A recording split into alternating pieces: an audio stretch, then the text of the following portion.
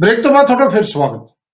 Doctor Ker Singh ਜੀ, ਗੱਲ ਉੱਥੇ ਜਿਵੇਂ ਮੁੜ ਘੜ ਕੇ ਉਹਨਾਂ ਦੀ ਗੱਲ ਉੱਥੇ ਖੜੀ ਹੈ, ਦੋਨੇ ਧਿਰਾਂ ਕੋਹਾਂ ਦੂਰ ਨੇ, ਉਵੇਂ ਆਪਾਂ ਦੁਬਾਰਾ ਉੱਥੇ ਆ ਗਏ।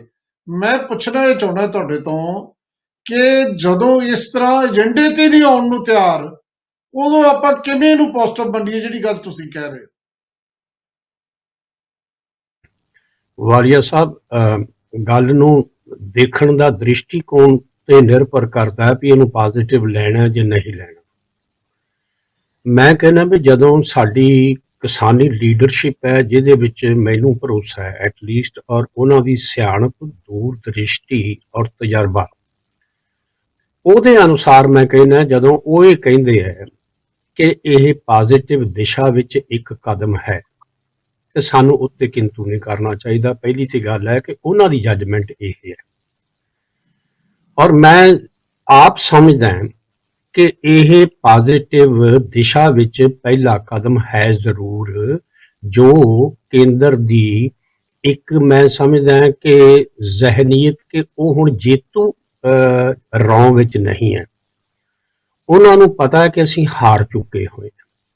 ਉਹ ਹਾਰੀ ਮਾਨਸਿਕਤਾ ਵਿੱਚੋਂ, ਢੀਠਤਾਈ ਚੋਂ, ਉਹ ਜਿਹੜੀਆਂ ਤੁਸੀਂ ਜਿਹਨੂੰ ਗੱਲਾਂ ਕਹਿ ਰਹੇ ਹੋ ਨਾ ਕਿ ਉਹ ਨੀਤੀ ਔਰ ਨੀਤ ਸਾਫ਼ ਨਹੀਂ, ਇਹ ਕੋਈ ਵੀ ਡਾਇਲਾਗ ਵਾਲੀਆ ਸਾਹਿਬ, ਕੋਈ ਐਜੀਟੇਸ਼ਨ, ਤੁਸੀਂ ਕਿਸੇ ਐਜੀਟੇਸ਼ਨ ਦਾ ਇਤਿਹਾਸ ਲੈ ਲਓ, ਉਹ ਜਦੋਂ ਐਜੀਟੇਸ਼ਨ ਚੱਲਦੀ ਹੈ, ਐਜੀਟੇਸ਼ਨਿਸਟ ਔਰ ਜਿਨ੍ਹਾਂ ਨੇ ਉਹਦਾ ਹੱਲ ਲੱਭਣਾ ਹੁੰਦਾ ਹੈ, ਉਹਨਾਂ ਦੇ ਦ੍ਰਿਸ਼ਟੀਕੋਣ ਹਮੇਸ਼ਾ ਭਿੰਨ ਹੁੰਦੇ ਆ, ਅੱਡ-ਅੱਡ ਹੁੰਦੇ ਆ।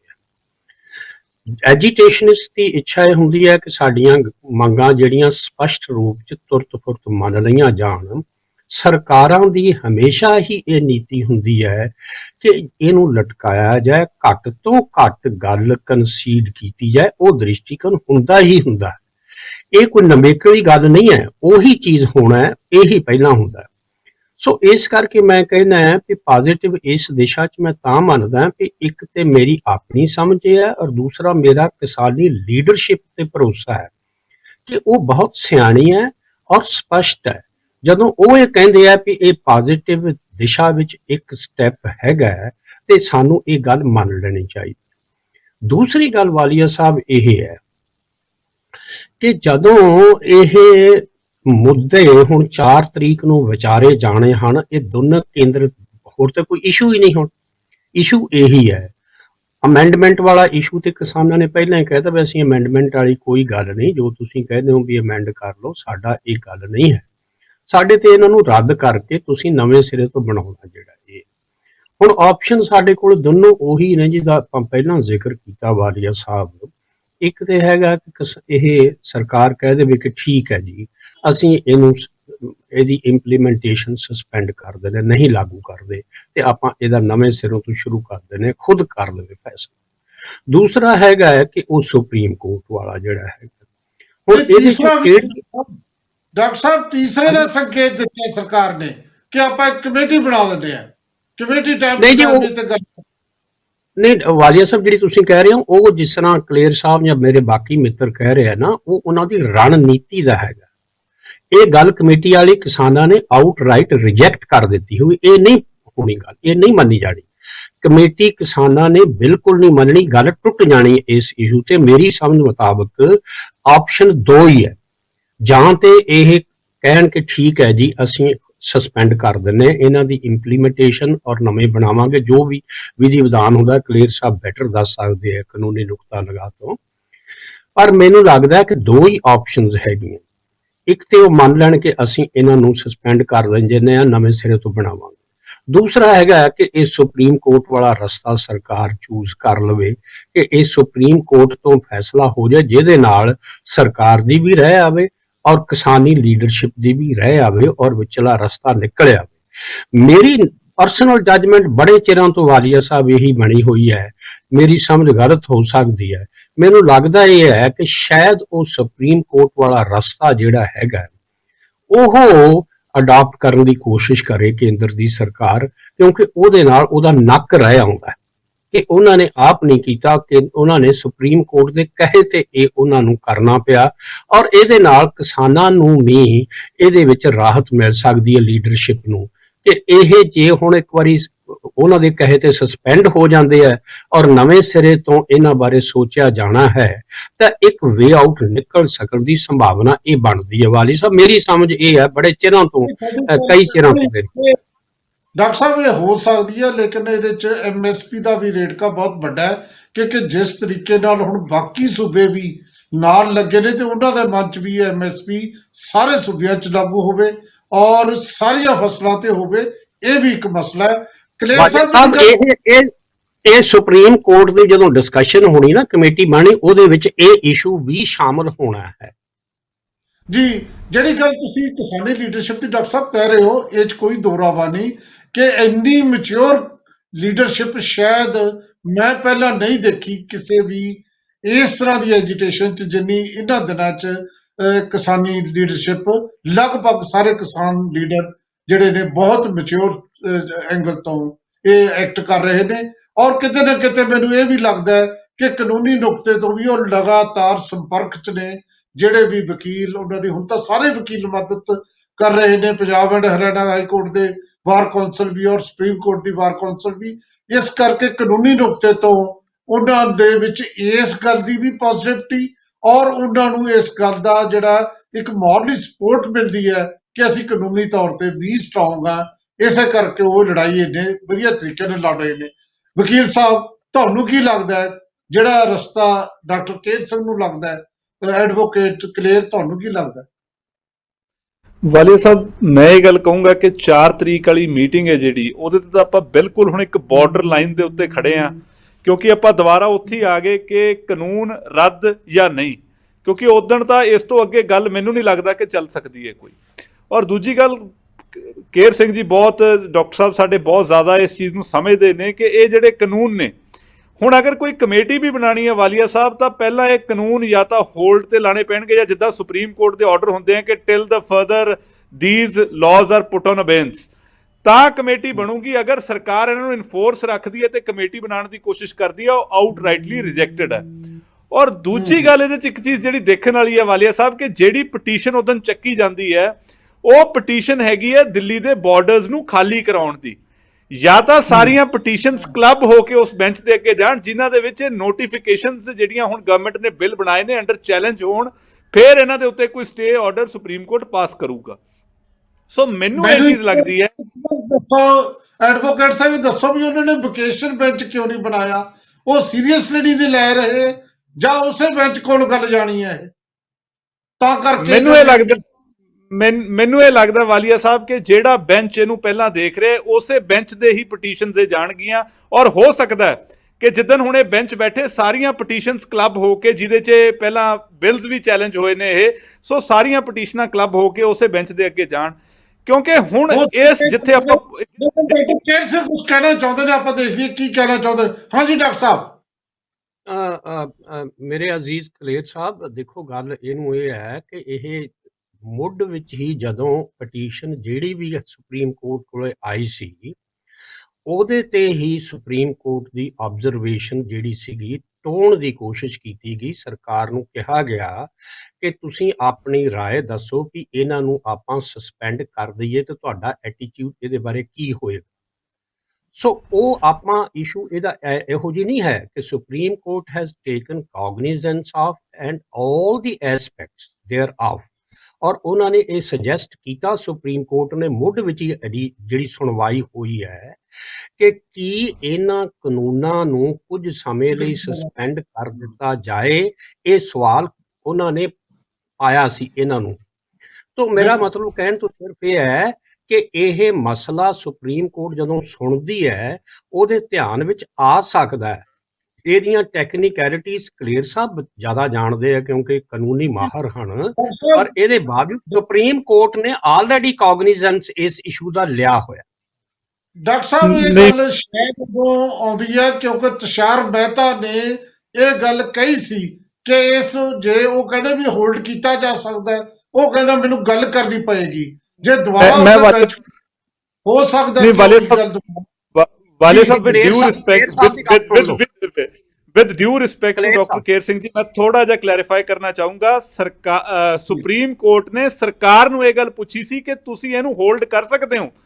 ਉਹਦਾ ਜੀ। ਮਤਲਬ ਸਿਰਫ ਇੰਨਾ ਸੀ ਕਿ ਜਿਹੜਾ ਬਾਰਡਰਸ ਦੇ ਉੱਤੇ ਡੈਡਲੌਕ ਹੈ ਉਹਨੂੰ ਖਤਮ ਕਰਨ ਲਈ ਅਗਰ ਗਵਰਨਮੈਂਟ ਹੀ ਬਿਆਨ ਦੇ ਦੇ ਕਿ ਜੀ ਅਸੀਂ ਇਹ ਕਾਨੂੰਨ ਨੂੰ ਹੋਲਡ ਪਾਤਾ ਤਾਂ ਇਹ ਮਸਲਾ ਸੁਲਝ ਸਕਦਾ ਹੈ। ਪਰ ਜਿਹੜੀ ਚੀਜ਼ ਅੱਜ ਆਪਾਂ ਕਹਿ ਰਹੇ ਹਾਂ ਕਿ ਸੁਪਰੀਮ ਕੋਰਟ ਇਹਨਾਂ ਨੂੰ ਸਟੇ ਕਰ ਦੇ, ਉਹਦੇ ਲਈ ਜ਼ਰੂਰੀ ਹੈ ਕਿ 3 ਬਿੱਲਸ ਜਿਹ 'ਚ ਚੈਲੰਜ ਕੀਤੇ ਹੋਏ ਨੇ ਉਹ ਪਟੀਸ਼ਨ ਉਸ ਬੈਂਚ ਦੇ ਅੱਗੇ ਹੋਣੀ ਚਾਹੀਦੀ ਹੈ। ਇੱਕ ਚੀਜ਼ ਹੈ ਕਿ ਗਵਰਨਮੈਂਟ ਖੁਦ ਬ ਖੁਦ ਹੋਲਡ ਕਰ ਦੇਵੇ, ਗਵਰਨਮੈਂਟ ਹੀ ਬਿਆਨ ਦੇ ਦੇ ਕਿ ਅਸੀਂ ਕਾਨੂੰਨ ਹੋਲਡ ਕਰਤੇ। ਇੱਕ ਚੀਜ਼ ਹੈ ਕਿ ਸੁਪਰੀਮ ਕੋਰਟ ਡਿਸੀਜਨ ਦੇਵੇ। ਕਰ ਸਕਦੀ ਹੈ ਕਲੇਰ ਸਾਹਿਬ, ਸੁਪਰੀਮ ਕੋਰਟ ਕੋਲ ਪਾਵਰ ਹੈ, ਉਹ ਵੀ ਤਾਂ ਕਰ ਸਕਦੀ ਹੈ ਸਿੱਧੇ ਤੌਰ ਤੇ। ਬਿਲਕੁਲ, ਸੁਪਰੀਮ ਕੋਰਟ ਕੋਲੇ ਪੂਰੀ ਪਾਵਰ ਹੈ, ਉਹ ਸਾਰੀਆਂ ਪਟੀਸ਼ਨਸ ਨੂੰ ਕਲੱਬ ਕਰਕੇ ਉਹਦੇ 'ਚ ਕੋਈ ਵੀ ਆਰਡਰ ਕਰ ਸਕਦੀ ਹੈ। ਸੁਪਰੀਮ ਕੋਰਟ ਕੋਲੇ ਪੂਰੀ ਅਥਾਰਟੀ ਹੈ। ਔਰ ਮੈਂ ਫੇਰ ਦੁਬਾਰਾ ਕਹਿਣਾ ਕਿ ਵਾਲੀਆ ਸਾਹਿਬ ਇਹਦਾ ਹੁਣ ਹੱਲ ਹੀ ਤਾਂ ਨਿਕਲੂਗਾ ਅਗਰ ਇਹ ਕਾਨੂੰਨ ਸਟੇ ਹੋਣਗੇ ਜਾਂ ਰੱਦ ਹੋਣਗੇ। ਇਸ ਤੋਂ ਬਿਨਾਂ ਕਮੇਟੀ ਬਣਾਉਣ ਦੀ ਸੁਪਰੀਮ ਕੋਰਟ ਵੀ ਕੋਸ਼ਿਸ਼ ਕਰੂਗੀ ਤਾਂ ਮੈਨੂੰ ਲੱਗਦਾ ਕਿ ਉਹ ਬਾਕੀ ਧਿਰਾਂ ਉਹਨੂੰ ਨਹੀਂ ਮੰਨਣਗੀਆਂ, ਆਊਟਰਾਈਟਲੀ ਰਿਜੈਕਟ ਹੋ ਜੂਗੀ ਉਹ ਗੱਲ। ਜੀ ਲਾਲਚੰਦ ਜੀ, ਲਾਲਚੰਦ ਤੁਸੀਂ ਕਹਿ ਰਹੇ ਕਲੀਅਰ ਸਾਹਿਬ, ਤੁਸੀਂ ਠੀਕ ਹੋ, ਠੀਕ ਕਹਿ ਰਹੇ ਕਲੀਅਰ ਸਾਹਿਬ। ਜੀ ਲਾਲਚੰਦ ਆਮ ਆਦਮੀ ਪਾਰਟੀ, ਤੁਹਾਡੀ ਟਿੱਪਣੀ। ਵਾਲੀਆ ਸਾਹਿਬ, ਮੈਂ ਇਹ ਮਹਿਸੂਸ ਕਰਦਾ ਵੀ ਇਸ ਵੇਲੇ 3 ਕਾਊਂਟਰਾਂ ਤੋਂ ਸਾਡੀ ਗੱਲਬਾਤ ਚੱਲ ਰਹੀ ਹੈ ਕਿਸਾਨ ਅੰਦੋਲਨ ਦੀਆਂ ਮੰਗਾਂ ਨੂੰ ਨਜਿੱਠਣ ਦੇ ਲਈ। ਇੱਕ ਤਾਂ ਸੁਪਰੀਮ ਕੋਰਟ ਦੀ ਵਿੱਚ ਚਰਚਾ ਆ ਰਹੀ ਹੈ, ਇੱਕ ਸਰਕਾਰ ਵੱਲੋਂ ਜਿਹੜੀ ਪ੍ਰਪੋਜ਼ਲ ਆ ਕਮੇਟੀ ਬਣਾ ਰਹੀ ਜਾਵੇ, ਤੀਜੀ ਸਰਕਾਰ ਖੁਦ ਹੈਗੀ ਹੈ। ਏਦਾਂ ਲੱਗਦਾ ਆ ਵੀ ਪਿਛਲੇ ਸਮੇਂ ਦੇ ਅੰਦਰ ਸਰਕਾਰ ਦੀ ਕ੍ਰੈਡੀਬਿਲਿਟੀ ਤਾਂ ਲੋਕ ਜਾਣਦੇ ਆ, ਕਮੇਟੀਆਂ ਦੀ ਵੀ ਜਾਣਦੇ ਆ, ਉਹ ਸਰਕਾਰਾਂ ਦੀ ਡੋਮੀਨੇਸ਼ਨ। ਉਹ ਇਸ ਵੇਲੇ ਜਿਹੜਾ ਮਾਹੌਲ ਹੈ ਦੇਸ਼ ਦੇ ਅੰਦਰ, ਚਾਹੇ ਉਹ ਸਾਡੀ ਜੁਡੀਸ਼ਰੀ ਦਾ, ਮੈਂ ਮਾਨਯੋਗ ਜੁਡੀਸ਼ਰੀ ਨੂੰ ਮਤਲਬ ਡਿਊ ਰਿਸਪੈਕਟ ਕਹਿ ਰਿਹਾ ਤੇ ਉਹਦੀ ਕ੍ਰੈਡੀਬਿਲਿਟੀ ਜਿਹੜੀ ਆ ਉਹ ਲੋਕਾਂ ਦੇ ਅੰਦਰ ਸ਼ੱਕੀ ਆ। ਤੋ ਕਿਸਾਨ ਜਥੇਬੰਦੀਆਂ ਵੀ ਜਾਣਦੀਆਂ ਨੇ ਚੰਗੀ ਤਰ੍ਹਾਂ ਇਹਨਾਂ ਕੋਰਟਾਂ ਦੇ ਰਾਹੀਂ ਕਈ ਮਾਰੂ ਫੈਸਲੇ ਹੁੰਦੇ ਆ। ਤੋ ਇਸ ਕਰਕੇ ਅੱਜ ਉਹਨਾਂ ਨੂੰ ਇਸ ਗੱਲ ਦੀ ਜਿਹੜੀ ਆ ਉਹ ਗਰੰਟੀ ਨਹੀਂ ਕਿਸੇ ਪਾਸਿਓਂ। ਜੇ ਉਹਨਾਂ ਨੂੰ ਮਾੜਾ ਮੋਟਾ ਸਾਹ ਉਹਨਾਂ ਦਾ ਨਿਕਲਦਾ ਜਾਂ ਉਹਨਾਂ ਨੂੰ ਗਰੰਟੀ ਆ, ਭਰੋਸਾ, ਤੇ ਉਹ ਹੈ ਮਤਲਬ ਜਨ ਸ਼ਕਤੀ ਦੇ ਉੱਤੇ। ਜੇ ਇਸ ਜਨ ਸ਼ਕਤੀ ਦੇ ਆਧਾਰ ਤੇ ਉਹ ਅਜੇ ਤੱਕ ਸਟੇਬਲ ਨੇ, ਜੇ ਇਸ ਜਨ ਸ਼ਕਤੀ ਦੇ ਆਧਾਰ ਤੇ ਉਹ ਅੱਗੇ ਵਧੇ ਆ, ਤੇ ਜਿਹਦੇ ਆਧਾਰ ਤੇ ਮਤਲਬ ਜਿਹੜੀ ਆ ਥੋੜੀ ਬਹੁਤੀ ਕਿਸਾਨ ਮੂਵਮੈਂਟ ਦੇ ਪੱਖ 'ਚ ਸਰਕਾਰਾਂ ਨੂੰ ਝੁਕਣੇ ਪਿਆ ਵਾ। ਸੋ ਮੈਂ ਇਹ ਉਹਨਾਂ ਦੀ ਜਿਹੜੀ ਆਪਣੀ ਕਿਸਾਨ ਜਥੇਬੰਦੀਆਂ ਦੀ ਡਿਮਾਂਡ ਆ ਉਹ ਬਿਲਕੁਲ ਵਾਜਬ ਹੈ, ਤੇ ਉਸ ਲੀਹ ਦੇ ਉੱਤੇ ਕੋਈ ਫੈਸਲਾ ਹੋਵੇ ਇਹ ਕਾਰਗਰ ਵੀ ਰਹੂਗਾ ਤੇ ਇਹ ਮੰਨਣਯੋਗ ਵੀ ਹੋਊਗਾ ਤੇ ਇਹਦੇ ਚੰਗੇ ਸਿੱਟੇ ਵੀ ਨਿਕਲਣਗੇ। ਉਹ ਇਹ ਹੈ ਕਿ ਸਰਕਾਰ ਤਿੰਨੇ ਕਾਨੂੰਨਾਂ ਨੂੰ ਜਿਹੜੀ ਆ ਰੱਦ ਕਰੇ। ਇਹ ਮੰਨ ਲਵੇ ਵੀ ਇਹ ਕਾਨੂੰਨ ਜਿਹੜੇ ਆ, ਦੇਖੋ ਇਹ ਕੋਈ ਕਿਸਾਨ ਮੰਗ ਚਾਰਟਰ ਨਹੀਂ, ਕੋਈ ਲੋਕਲ ਮੰਗ ਨਹੀਂ, ਇਹ ਸਰਕਾਰ ਵੱਲੋਂ ਬਣਾਏ ਕਾਨੂੰਨਾਂ ਦੇ ਖਿਲਾਫ ਅੰਦੋਲਨ ਹੈ ਤੇ ਜਿਹੜੇ ਕਾਨੂੰਨਾਂ ਨੇ ਸਾਰੇ ਦੇਸ਼ ਦੇ ਕਿਸਾਨਾਂ ਨੂੰ ਪ੍ਰਭਾਵਿਤ ਕਰਨਾ ਵਾ। ਸੋ ਇਸ ਕਰਕੇ ਇਸ ਲੀਹ ਦੇ ਉੱਤੇ ਤੇ ਸਰਕਾਰ ਇਹਨੂੰ ਮੰਨੇ, ਪ੍ਰਵਾਨ ਕਰੇ, ਚਲੋ ਸਾਡੀ ਸਲਾਹ ਆ। ਲੇਕਿਨ ਕਿਸਾਨ ਜਥੇਬੰਦੀਆਂ ਦੀ ਵੀ ਜਿਹੜੀ ਰਣਨੀਤੀ ਆ, ਮੈਨੂੰ ਇਹ ਲੱਗਦਾ ਆ ਵੀ ਉਹ ਇੱਕ ਖੜੇ ਤੇ ਜਿੱਥੇ ਇਕੱਠੇ ਹੋਏ ਆ ਉੱਥੇ ਸਰਕਾਰ ਨੂੰ ਆਮਣੇ ਸਾਹਮਣੇ ਉਹ ਜਿਹੜੀ ਗੱਲਬਾਤ ਚੱਲ ਰਹੀ ਆ, ਉਸ ਗੱਲਬਾਤ ਦੇ ਆਧਾਰ ਤੇ ਹੀ ਉਹ ਫੈਸਲਾ ਚਾਹੁੰਦੇ ਆ। ਤੇ ਮੈਂ ਵੀ ਇਹ ਮਹਿਸੂਸ ਕਰਦਾ ਵੀ ਸਭ ਤੋਂ ਬੈਟਰ ਜਿਹੜਾ ਵੇ ਹੈਗਾ ਵਾ ਉਹ ਸਰਕਾਰ ਤੇ ਕਿਸਾਨ ਜਥੇਬੰਦੀਆਂ ਦੁਆਰਾ ਜਿਹੜੀ ਗੱਲਬਾਤ ਹੋ ਰਹੀ ਆ ਜਾਂ ਜਿਹੜੀ 4 ਨੂੰ ਵੀ ਹੋਣੀ ਆ, ਉਹਦੇ ਅੰਦਰ ਕੋਈ ਚੰਗਾ ਰਿਜ਼ਲਟ ਨਿਕਲੇ। ਇਹ ਮੈਂ ਸਮਝਦਾ ਵੀ ਕਿਸਾਨ ਜਥੇਬੰਦੀਆਂ ਦੀ ਸਮਝਦਾਰੀ ਹੋਊਗੀ ਤੇ ਮੈਂ ਵੀ ਮਹਿਸੂਸ ਕਰਦਾ ਵੀ ਇਸ ਲੀਹ ਦੇ ਉੱਤੇ ਜਿਹੜਾ ਵਾ ਉਹ ਗੱਲਬਾਤ ਅੱਗੇ ਵਧਣੀ ਚਾਹੀਦੀ ਆ। ਔਰ ਬਿਲਕੁਲ ਮੈਂ ਫਿਰ ਕਹਿ ਰਿਹਾ ਦੁਬਾਰਾ ਵੀ ਸਰਕਾਰ ਦੀ ਨੀਅਤ ਸ਼ੱਕੀ ਆ। ਜੇ ਸਰਕਾਰ ਦੀ ਨੀਅਤ ਸਾਫ਼ ਹੁੰਦੀ ਤਾਂ ਪਹਿਲਾਂ 3 ਕਾਨੂੰਨ ਰੱਦ ਕਰਨ ਦੀ ਗੱਲ ਕਰਦੀ ਜਿਹੜੇ ਪਿਛਲੇ 2 ਉਹਨਾਂ ਚੱਕ ਲਏ ਆ। ਤੇ ਇਸ ਕਰਕੇ ਜਿਹੜਾ ਵਾ ਵੀ ਕਿਸੇ ਵੀ ਪੱਖ ਤੋਂ ਰਣਨੀਤੀ ਸਰਕਾਰ ਦੀ ਉਹ ਜਿਹੜੀ ਆ ਅਜੇ ਤੱਕ ਇਹਨਾਂ ਨਾਲ ਹਮਦਰਦੀ ਵਾਲੀ ਨਹੀਂ ਆ ਰਹੀ ਆ ਵੀ ਸਰਕਾਰ ਦੀ ਹਮਦਰਦੀ ਬਣ ਗਈ ਆ। ਅਜੇ ਤੱਕ ਉਹ ਗੇਮ ਖੇਡ ਰਹੀ ਆ। ਦੇਖਦੇ ਆ 4 ਤਰੀਕ ਨੂੰ ਕਿੱਦਾਂ ਹੁੰਦਾ। ਦੇਖਦੇ ਆ ਜੀ। ਬਲਕਾਰ ਸਿੰਘ, ਤੁਹਾਡੇ ਕੋਲ ਜੇ ਕੋਈ ਨੁਕਤਾ ਹੈ ਤੁਸੀਂ ਆਪਣੀ ਗੱਲ ਕਹਿ ਸਕਦੇ ਹੋ। ਵਾਲੀਆ ਸਾਹਿਬ, ਜਿਹੜੀ ਇੱਕ ਪੰਜਾਬੀ ਦੀ ਕਹਾਵਤ ਆ, ਸੱਪ ਦੇ ਮੂੰਹ 'ਚ ਕੋਹੜ ਕਿਰਲੀ ਵਾਲੀ, ਅਸਲ 'ਚ ਸਾਡੇ ਦੇਸ਼ ਦੇ ਪ੍ਰਧਾਨ ਮੰਤਰੀ ਨਰਿੰਦਰ ਮੋਦੀ ਜੀ ਦੀ ਸਥਿਤੀ ਇਹ ਬਣੀ ਹੋਈ ਆ ਕਿਉਂਕਿ ਉਹਨਾਂ ਨੇ ਆਪਣੇ ਬਿਆਨਾਂ ਦੇ ਵਿੱਚ, ਆਪਣੀ ਗੱਲਬਾਤ ਦੇ ਵਿੱਚ ਸਾਫ਼ ਇਹ ਕਹਿਤਾ ਕਿ ਇਹ ਕਾਨੂੰਨ ਵਾਪਸ ਨਹੀਂ ਹੋਣਗੇ। ਪਰ ਜੋ ਲੋਕ ਸੰਘਰਸ਼ ਆ, ਲੋਕ ਰੋਹ ਆ, ਉਹਦੇ ਵਿੱਚ ਹੁਣ ਇਹਨਾਂ ਨੂੰ ਝੁਕਣਾ ਪੈ ਰਿਹਾ। ਇਸ ਕਰਕੇ ਇਹਨਾਂ ਨੇ ਪਹਿਲਾਂ ਗੱਲਬਾਤ ਨੂੰ ਲੰਬੀ ਲਿਜਾ ਕੇ ਠੰਡ ਦਾ ਮੌਸਮ ਸੀ, ਸੋਚਿਆ ਕਿ ਸ਼ਾਇਦ ਇਹ ਕਿਸਾਨ ਮਰੇ ਜਾਣਗੇ ਜਾਂ ਜਿੰਨਾ ਇਹ ਸੰਘਰਸ਼ ਲੰਬਾ ਹੋਊਗਾ ਇਹ ਮੱਠਾ ਪੈ ਜਾਊਗਾ, ਪਰ ਉਹ ਸੰਭਵ ਨਹੀਂ ਹੋ ਸਕਿਆ। ਫਿਰ ਸਾਡੀ ਦੇਸ਼ ਦੀ ਜੋ ਨਿਆਂ ਪ੍ਰਣਾਲੀ ਹੈ, ਜੋ ਸਾਡੀਆਂ ਕੋਰਟਾਂ ਨੇ, ਮਾਨਯੋਗ ਅਦਾਲਤਾਂ ਨੇ, ਕੇਂਦਰ ਸਰਕਾਰ ਨੇ ਉਧਰੋਂ ਵੀ ਅਸਿੱਧੇ ਜਾਂ ਅਸਿੱਧੇ ਤਰੀਕੇ ਨਾਲ ਕੋਸ਼ਿਸ਼ ਕੀਤੀ ਕਿ ਸਾਨੂੰ ਕੋਈ ਨਾ ਕੋਈ ਉਧਰੋਂ ਫਾਇਦਾ ਹੋ ਜੇ ਔਰ ਅਸੀਂ ਇਸ ਗੱਲ ਨੂੰ ਜਿਹੜਾ ਲੰਮਾ ਲੈ ਜਾਈਏ ਜਾਂ ਇਸ ਸੰਘਰਸ਼ ਨੂੰ ਜਿਹੜਾ ਦਬਾ ਲਈਏ। ਪਰ ਮਾਨਯੋਗ ਸੁਪਰੀਮ ਕੋਰਟ ਨੇ ਬਾਕੀ ਹੋਰ ਮੰਚਾਂ ਤੇ ਵੀ ਜਿਹੜੀ ਹੈਗੀ ਆ ਉਹਦੇ 'ਚ ਕਿਸਾਨਾਂ ਦੀ ਜਿਹੜੀ ਆ ਉਹ ਪਹਿਲ ਰਹੀ ਆ ਔਰ ਇਹਨਾਂ ਨੂੰ ਜਿਹੜੇ ਸੰਘਰਸ਼ ਨੂੰ ਬੜਾਵਾ ਮਿਲਿਆ ਔਰ ਸਰਕਾਰ ਇਸ ਗੱਲ ਦੇ ਵਿੱਚ ਫੇਲ ਹੋਈ ਆ ਕਿਉਂਕਿ ਜਿਹੜੇ ਸਰਕਾਰ ਦੇ ਜਿਹੜੀ ਮੀਡੀਆ ਮੈਨੇਜ ਕੀਤਾ ਹੋਇਆ, ਜਿਹੜੇ ਕੁਝ ਚੈਨਲ ਜਿਹੜੇ ਸਰਕਾਰ ਦੇ ਮੈਨੇਜ ਕੀਤੇ ਹੋਏ ਨੇ, ਉਹਨਾਂ ਦੇ ਰਾਹੀਂ ਸਰਕਾਰ ਨੇ ਪਹਿਲਾਂ ਇਸ ਸੰਘਰਸ਼ ਨੂੰ ਨੈਕਸਲਾਈਟ, ਖਾੜਕੂ, ਖਾਲਿਸਤਾਨੀ ਹੋਰ ਬੜੀਆਂ ਕਹਿ ਕੇ ਗੱਲਾਂ ਜਿਹੜੀਆਂ ਸੀਗੀਆਂ ਦਬਾਉਣ ਦੀ ਕੋਸ਼ਿਸ਼ ਕੀਤੀ। ਉਸ ਤੋਂ ਬਾਅਦ ਨਿਆਂ ਪ੍ਰਣਾਲੀ ਵਾਲੇ ਪਾਸੇ ਜਾ ਕੇ ਇਸ ਗੱਲ ਨੂੰ ਲੰਮਾ ਲਿਜਾਣ ਦੀ ਕੋਸ਼ਿਸ਼ ਕੀਤੀ। ਪਰ ਮੈਂ ਸਮਝਦਾ ਕਿ ਇੱਕੋ ਹੀ ਗੱਲ, ਕਿਉਂਕਿ ਜਿਹੜਾ ਕਿਸਾਨ ਹੈ ਉਹ ਸਾਡਾ ਅੰਨਦਾਤਾ, ਅਸੀਂ ਜਿਹੜਾ ਅੰਨ ਹੈ ਜਾਂ ਜੋ ਅਸੀਂ ਖਾਂਦੇ ਹਾਂ ਭੋਜਨ ਆ ਉਹਨੂੰ ਅਸੀਂ ਪੂਜਦੇ ਹਾਂ, ਸਾਡੇ ਲਈ ਉਹ ਪੂਜਨਯੋਗ ਚੀਜ਼ ਆ, ਵਸਤੂ ਜਿਹੜੀ ਸਾਡੇ ਲਈ ਉਹ ਪੂਜਨਯੋਗ ਆ। ਉਹਦੇ ਸਤਿਕਾਰ ਲਈ ਮੈਂ ਸਮਝਦਾ ਕਿ ਸਰਕਾਰ ਨੂੰ ਇਹ ਬਿੱਲ ਵਾਪਸ ਲੈਣੇ ਚਾਹੀਦੇ ਆ ਔਰ ਬਿਲਕੁਲ ਕਿਸਾਨਾਂ ਤੋਂ ਇਹ ਮਾਫੀ ਮੰਗਣੀ ਚਾਹੀਦੀ ਹੈ ਕਿ ਸਾਡਾ ਇਹ ਫੈਸਲਾ ਗਲਤ ਸੀ। ਜੇ ਇਸ ਦੇ ਸੰਬੰਧ ਚ ਅੱਗੇ ਵੀ ਕੋਈ ਗੱਲ ਆਊਗੀ ਤਾਂ ਕਿਸਾਨਾਂ ਨਾਲ ਸਹਿਮਤੀ ਨਾਲ ਫੈਸਲੇ ਲਏ ਜਾਣਗੇ। ਜੀ ਬਲਕਰਨ ਸਿੰਘ ਜੀ, ਤੁਸੀਂ ਆਪਣੀ ਗੱਲ ਕਹੀ, ਇਹ ਜਿਹੜੀ ਤੁਹਾਡੀ ਵਿਸ਼ਫੁਲ ਥਿੰਕਿੰਗ ਹੈ, ਅਸੀਂ ਵੀ ਤਾਂ ਸਾਰੇ ਇਹੀ ਚਾਹੁੰਦੇ ਆ ਕਿ ਕੋਈ ਇਸ ਤਰ੍ਹਾਂ ਦੀ ਗੱਲ ਹੋਵੇ, ਤੇ ਲੇਕਿਨ ਗੱਲ ਜੋ ਨਜ਼ਰ ਆ ਰਹੀ ਹੈ ਉਹ ਬਿਲਕੁਲ ਹੋਰ। ਆਪਾਂ ਜਿਵੇਂ ਡਾਕਟਰ ਕੇਰ ਸਿੰਘ ਅਕਸਰ ਕਹਿੰਦੇ ਨੇ, ਆਪਾਂ ਕਿਆਸ ਰਾਈ ਲਾ ਸਕਦੇ ਆ, ਪਰ ਜਿਹੜੀ ਹੈ ਇਸ ਨੂੰ ਚਰਚਾ ਕਰਕੇ ਕੁਝ ਨਤੀਜੇ ਕੱਢਣ ਦੀ ਕੋਸ਼ਿਸ਼ ਕਰ ਸਕਦੇ ਆ। ਤੇ ਬਹੁਤ ਵਾਰ ਉਹ ਜਿਹੜਾ ਹੈ ਨੇੜੇ ਤੇੜੇ ਹੁੰਦੇ ਨੇ। ਜੇ ਬਿਲਕੁਲ ਤਰਕ ਨਾਲ ਗੱਲ ਸੋਚਿਆ ਜਾਵੇ, ਲੱਗ ਇਹੀ ਰਿਹਾ ਕਿ ਜਿਹੜੇ ਪਹਿਲੀ ਆਈਟਮ ਹੈ 3 ਕਾਨੂੰਨ, ਉਹਨਾਂ ਲਈ ਕੋਈ ਏਡੀ ਵੱਡੀ ਪ੍ਰੋਬਲਮ ਨਹੀਂ ਸਰਕਾਰ ਲਈ। ਉਹਨਾਂ ਨੂੰ ਰੱਦ ਕਰਕੇ ਜੇ ਹੈਕੜ ਛੱਡੇ ਤਾਂ ਉਹਨੂੰ ਕਿਸਾਨਾਂ ਨਾਲ ਬੈਠ ਕੇ ਦੁਬਾਰਾ ਬਣਾਏ ਜਾ ਸਕਦੇ ਨੇ, ਜੇ ਬਣਾਉਣਾ ਚਾਹੁੰਦੀ ਹੈ, ਜੇ ਜ਼ਰੂਰੀ ਸਮਝਦੀ ਹੈ। ਤੇ ਜਿਹੜੀ ਰਹੀ ਦੂਜੀ ਜਿਹੜੀ MSP ਹੈ, ਅਸਲ ਉਹ ਵੀ ਮੁੱਦਾ ਬਹੁਤ ਅਹਿਮ ਹੈ ਕਿ MSP ਦੀ ਖਰੀਦ ਗਰੰਟੀ, MSP ਤੇ ਉਹਦੀ ਖਰੀਦ ਗਰੰਟੀ, ਤੇ ਦੂਜੇ ਪਾਸੇ FCI ਨੂੰ ਤਾਂ ਲਗਭਗ FCI ਦਾ ਭੋਗ ਪੈਣ ਵਾਲਾ ਹੋਇਆ ਪਿਆ, ਜਿੰਨਾ ਕਰਜ਼ਾ FCI ਦੇ ਸਿਰ ਤੇ ਹੈ। ਤੇ ਜੇ FCI ਨਹੀਂ ਰਹਿੰਦੀ ਤਾਂ MSP ਦੇ ਕੀ ਕਰਾਂਗੇ, ਕੌਣ ਖਰੀਦੂ? ਇਸ ਕਰਕੇ ਉਹ ਮਸਲਾ ਵੀ ਬਹੁਤ ਵੱਡਾ ਹੈ। ਉਹਦੇ ਲਈ ਕੋਈ ਕਮੇਟੀ ਜਾਂ ਕੁਝ ਹੋਰ ਇਸ ਤਰ੍ਹਾਂ ਸੋਚਿਆ ਜਾ ਸਕਦਾ ਹੈ। ਪਰ ਗੱਲ ਬੜੀ ਸਪਸ਼ਟ ਹੈ ਕਿ ਮਸਲਾ ਹਾਲੇ ਉਲਝਿਆ ਹੋਇਆ। 4 ਤਰੀਕ ਕੋਈ ਜ਼ਿਆਦਾ ਹੋ ਨਹੀਂ। ਜਦੋਂ ਆਪਾਂ ਹੁਣ ਇਹ ਪ੍ਰੋਗਰਾਮ ਖਤਮ ਕਰਾਂਗੇ ਉਸ ਵੇਲੇ ਪ੍ਰੈਸ ਕਾਨਫਰੰਸ ਕਰ ਰਹੇ ਹੋਣਗੇ ਕਿਸਾਨ, ਦੇਖਦੇ ਉਹਨਾਂ ਦੀ ਮੀਟਿੰਗ 'ਚ ਕੀ ਅਗਲੀ ਰਣਨੀਤੀ ਆਉਂਦੀ ਹੈ। ਲੇਕਿਨ ਕਿਸਾਨਾਂ ਨੇ ਆਪਣਾ ਜਿਹੜਾ ਹੈ ਇਸ ਆਸ ਦੇ ਵਿੱਚ ਟਰੈਕਟਰ ਮਾਰਚ ਪਿੱਛੇ ਪਾਇਆ ਕਿ ਸ਼ਾਇਦ ਜਿਹੜੀ ਹੈ ਸਰਕਾਰ ਕੁਝ ਪੋਜ਼ਿਟਿਵ ਦੇਵੇ। ਅਸੀਂ ਵੀ ਜਿਹੜਾ ਹੈ ਆਸਵੰਦ ਹੋਈਏ। ਇਸੇ ਆਸ ਤੇ ਇਸੇ ਅਰਦਾਸ ਨਾਲ ਅਸੀਂ ਅੱਜ ਦਾ ਪ੍ਰੋਗਰਾਮ ਸਮਾਪਤ ਕਰਦੇ ਹਾਂ। ਡਾਕਟਰ ਕੇਰ ਸਿੰਘ ਜੀ, ਲਾਲ ਚੰਦ ਜੀ, ਐਡਵੋਕੇਟ ਕਲੇਰ ਸਾਹਿਬ ਤੇ ਬਲਕਰਨ ਸਿੰਘ ਜੀ, ਤੁਹਾਡਾ ਬਹੁਤ ਬਹੁਤ ਧੰਨਵਾਦ, ਤੁਸੀਂ ਆਏ ਔਰ ਆਪਣੇ ਵਿਚਾਰ ਰੱਖੇ। ਔਰ ਪਿਆਰੇ ਦਰਸ਼ਕੋ, ਤੁਹਾਡਾ ਧੰਨਵਾਦ ਅਚੇਚੇ ਤੌਰ ਤੇ, ਤੁਸੀਂ ਸਾਡੇ ਨਾਲ ਜੁੜਦੇ ਹੋ। ਕੱਲ ਸਵੇਰੇ 8:40 ਤੇ ਖਬਰ ਤੇ ਨਜ਼ਰ ਰਜਿੰਦਰ ਵਾਲੀਆ ਸ਼ੋਅ 'ਚ, ਔਰ ਕੱਲ ਸ਼ਾਮ ਨੂੰ ਫਿਰ ਮਿਲਾਂਗੇ ਚਰਚਾ ਪ੍ਰੋਗਰਾਮ 'ਚ। ਬਹੁਤ ਬਹੁਤ ਧੰਨਵਾਦ।